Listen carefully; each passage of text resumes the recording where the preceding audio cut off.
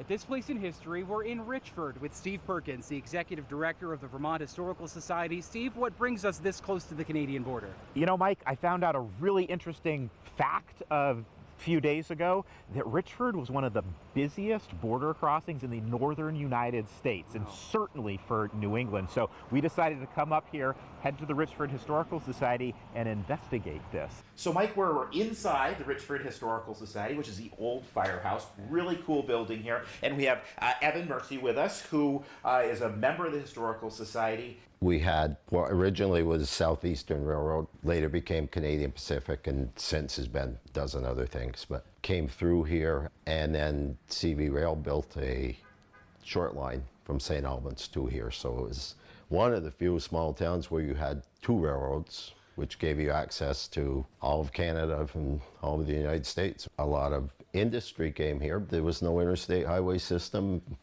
Very few good roads or cars or whatever. Everything went by rail. In the short time we've been here, we've mentioned the Sweat Cummings Manufacturing Company.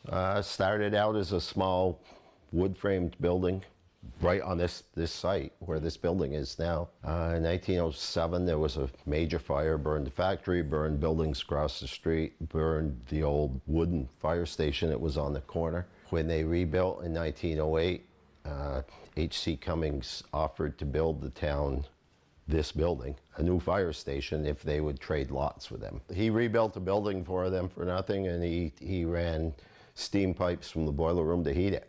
And about how long was this fire hall used for that original purpose? Until 95. I'm looking at some of these maps, but I'm noticing a name that I think a lot of our viewers may recognize. Yeah. Quaker Oats Company. Can you, how was the Quaker Oats Company involved with Richford? It's where the Blue Seal Feeds is now.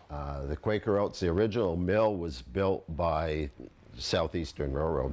Built it right on the railroad. It gave access to Canadian grains.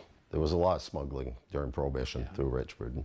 My dad, I've heard him talk about these big cars coming down from Canada, turning the corner and headed up Main Street, you know, possibly with some sort of law enforcement behind them. For about how long did Richford remain as vital and as high volume a crossing location as it was? Mid-1980s, early 90s is when it really started to go the other way.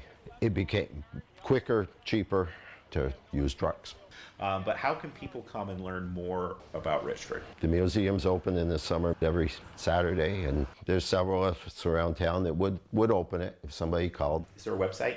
It's just Richford Vermont Historical Society. It's not a website, it's a Facebook page. Okay. And if anybody posts questions, somebody tries to answer them. A once bustling border town at this place in history.